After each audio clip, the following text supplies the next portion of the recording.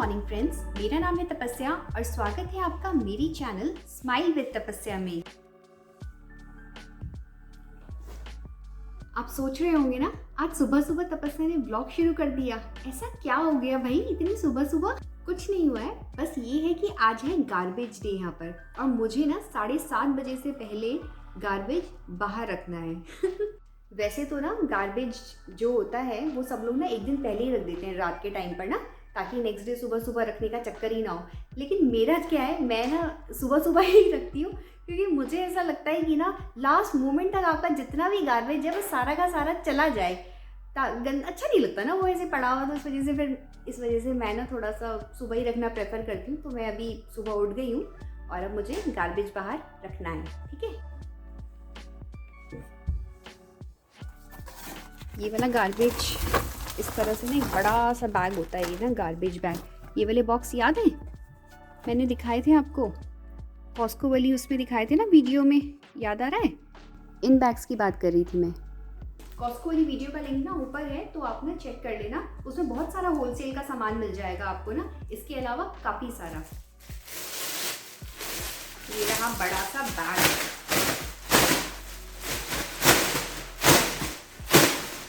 ये रहा इतना बड़ा सा बैग है, इसमें गार्बेज भरकर बस बाहर रखना है हमें और कुछ नहीं करना।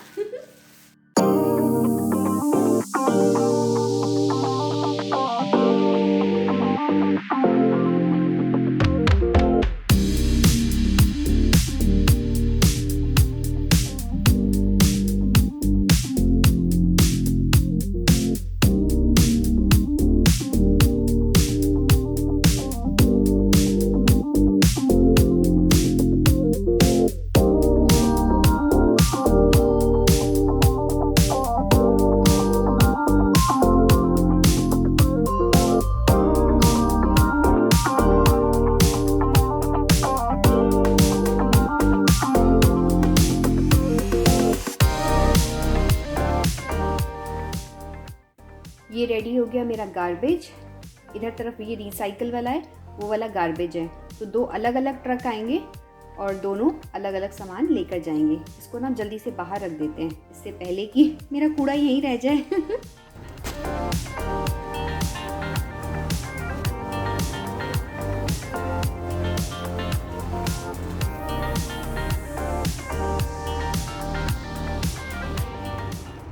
गार्बेज डे वाले दिन सुबह का नज़ारा ना कुछ ऐसा दिखता है। सब ने अपने घर के बाहर गार्बेज रखा हुआ होता है। अब मैं वेट कर रही हूँ गार्बेज ट्रक का, ताकि वो आए और मैं आपके लिए ना उसकी वीडियो बना सकूँ। आ गया आ गया आ गया। अरे कहाँ, ये तो उधर तरफ जा रहा है। ओहो, इसकी आवाज़ सुनकर मैं आई। मुझे लगा यहाँ आ रहा है, ये तो उधर जा रहा है। आ गया आ गया आ गया, अब तो आ गया फाइनली हमारे घर के बाहर। जल्दी से कैप्चर कर लो इसको, ना भागना जाए। तो ये है रिसाइकिल वाला ट्रक और इसमें ये सारा रिसाइकिल का सामान लेकर जाते हैं। और इस तरह से ये जो भैया है ना, ये फटाफट से, भाई बहुत स्पीडी ना, मैंने इनको नोटिस किया है। फटाफट देखो लटक गई इसमें अब।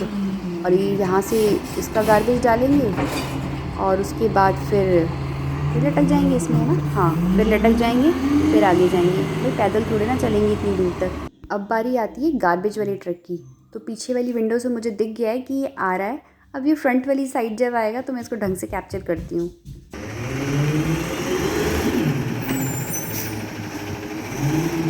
इस समय ना टेम्परेचर जो है वो -3 के अराउंड हो रखा है। बाहर इतनी ज़्यादा ठंड है कि खड़ा होना मुश्किल हो रहा है। और देखो, काम है, आपकी जॉब है, तो आपको आना ही है चाहे कितना भी ठंड हो। और थोड़े टाइम के बाद जब अभी स्नो आ जाएगी, ये तभी भी आएंगे और तभी भी इनको काम करना है। बड़ी डिफ़िकल्ट सी जॉब होती है ये। वैसे इन्फॉर्मेशन के लिए मैं आपको बता दूं कि जो गार्बेज ट्रक की जॉब होती है ना, वो कनाडा में one of the highest paid job में से एक है।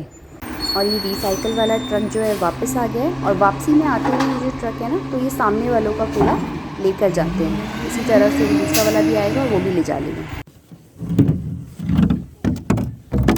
अब हम इस खाली डब्बे को उठाकर वापस रख लेते हैं और शुरू कर देते हैं अगले हफ्ते की तैयारी। आपने ना वो कहावत तो सुनी होगी कि इंसान को ना अपने से ज़्यादा ना दूसरे के घर में क्या हो रहा है उसमें ज़्यादा इंटरेस्ट होता है। मैं आपको ना इसका एक एग्जांपल दिखाती हूँ।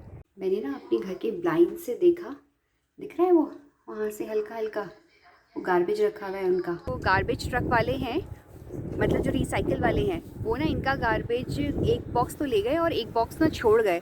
इनका ना कूड़ा भी बहुत ज़्यादा था, 4-5 बैग थे इनकी। वो जो ब्लैक वाला गार्बेज बैग था वो भी 4-5 थे और ये वाला भी 2 था। अब मे भी उनको लगा होगा कि इतना सारा कूड़ा कहाँ लेके जाएंगे, तो छोड़ गए वो ना। हवा इतनी तेज़ चल रही है ना यहाँ पर, ये देखो, ये किसी का पता नहीं किसका डस्टबिन जो है ये यहाँ पे उड़ के आ गया घर के बाहर। बहुत विंडी हो रहा है, विंडी। सर कवर कर लिया वरना पता लगा ठंड लग गई तो और मुश्किल हो जाएगी। वैसे ना यहाँ पर इन वाले जो गार्बेज ट्रक हैं इसके अलावा भी ना एक दूसरे तरीके का गार्बेज भी है यहाँ पर ना, मतलब एक अलग तरीके का गार्बेज बिन भी है यहाँ पर जिसको कि ना मोलॉक बिन्स कहते हैं।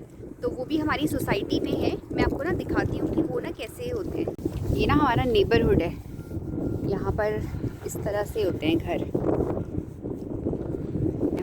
अच्छा एक बात बताओ कि मैंने जैसे लिखा था कि गार्बेज डे इन कनाडा, इसका क्या मतलब समझा आपने? कहीं से मतलब ये तो नहीं समझा कि साल में एक बार आने वाला डे, जैसे लेबर डे होता है, थैंक्स गिविंग डे होता है यहाँ पर, ऐसा वाला तो नहीं कुछ समझा आपने?